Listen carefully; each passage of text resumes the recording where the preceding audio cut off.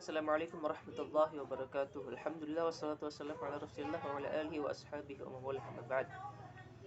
Insyaallah saya di sini akan memenuhi tugas final mata kuliah fikih zakat dan wakaf. Wakaf adalah perbuatan hukum wakif di mana perbuatan itu adalah untuk memisahkan atau menyerahkan sebagian harta benda miliknya untuk dimanfaatkan selamanya atau untuk jangka waktu tertentu sesuai dengan kepentingannya guna keperluan ibadah atau kesejahteraan umum menurut syariat Islam. Ada 4 rukun wakaf. Yang pertama, wakif atau orang yang mewakafkan. Yang kedua, mauquf, harta atau benda yang diwakafkan. Yang ketiga, mauquf alaih, orang yang menerima manfaat wakaf. Dan yang keempat, sigat atau ijab kabul. Sejarah wakaf. Dalam sejarah Islam, wakaf telah dikenal sejak zaman baginda Nabi Sallallahu Alaihi Wasallam, tepat pada tahun kedua Hijriah dan ketika Rasulullah Sallallahu Alaihi Wasallam berada di Madinah. Ada 2 pendapat ulama fuqaha tentang siapa yang pertama kali melaksanakan syariat wakaf.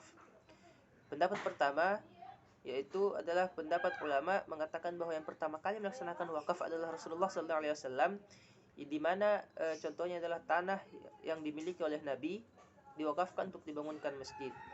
Pendapat ini berdasarkan hadis yang diriwayatkan oleh Umar bin Syabah dari Amr bin Sa'ad bin Mu'ad. Ia berkata, kami bertanya tentang mula-mula wakaf dalam Islam. Orang Muhajirin mengatakan adalah wakaf Umar. Terus sedangkan orang yang Ansar mengatakan adalah wakaf Rasulullah Sallallahu Alaihi Wasallam. Pendapat yang kedua yaitu pendapat yang mengatakan bahwa yang pertama kali melaksanakan syariat wakaf adalah Umar radhiyallahu anhu. Pendapat ini berdasarkan hadis yang diriwayatkan oleh Ibnu Umar. Ia berkata, dari Ibnu Umar radhiyallahu anhu berkata bahwa Umar radhiyallahu anhu memperoleh sebidang tanah di Khaybar. Kemudian Umar radhiyallahu anhu menghadap ke baginda Nabi sallallahu alaihi wasallam untuk meminta petunjuk. Umar berkata, "Wahai Rasulullah, saya mendapatkan sebidang tanah di Khaybar. Saya belum mendapat harta sebaik itu. Maka apakah yang engkau perintahkan kepadaku?" Kemudian Rasulullah sallallahu alaihi wasallam bersabda, "Bila engkau suka, tahan tanah itu.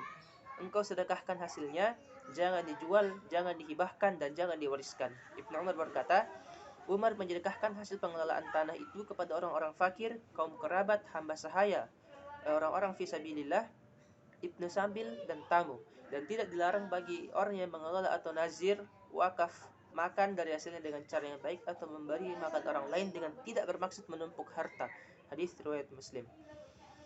Dan serta pengembangan atau pengelolaan wakaf di era kontemporer. Ada 2 wakaf yang telah berkembang di zaman sekarang. Yang pertama adalah wakaf uang tunai dan wakaf saham. Wakaf saham, menurut Dr. Oni Syahroni dalam tulisannya pada republika.co.id tahun 2018 menerangkan, wakaf saham itu dibolehkan dalam Islam dengan syarat saham yang diwakafkan itu adalah saham syariah yang memiliki underlying aset yang halal dan sesuai dengan peraturan perundang-undangan dan dilakukan istibdal, dan saham yang diwakafkan itu jelas objek dan nilainya. Kemudian hukum wakaf tunai, Imam Az-Zuhri memiliki pendapat bahwa wakaf tunai atau wakaf dengan dinar itu atau mata uang itu hukumnya boleh. Caranya adalah dengan menjadikan mata uang tertentu sebagai modal usaha dan hasil keuntungannya akan disalurkan melalui mauquf alaih, penerima manfaat wakaf. Dan dalam pelaksanaan tata kelola wakaf terdapat 3 entitas inti yang penting untuk mendukung performa industri wakaf agar dapat berjalan dengan baik. Dan 3 entitas tersebut adalah yang pertama, negara yang berfungsi sebagai regulator. Yang kedua, institusi wakaf atau nazir sebagai pengelola wakaf. Dan yang ketiga, masyarakat umum sebagai wakif dan juga pengguna manfaat wakaf.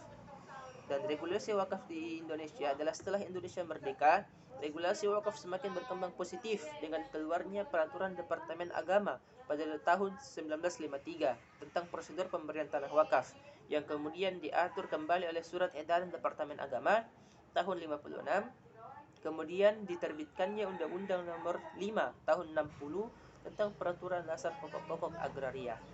Mungkin ini yang bisa saya sampaikan, kurang lebihnya mohon dimaafkan. Syukran. Assalamualaikum warahmatullahi wabarakatuh.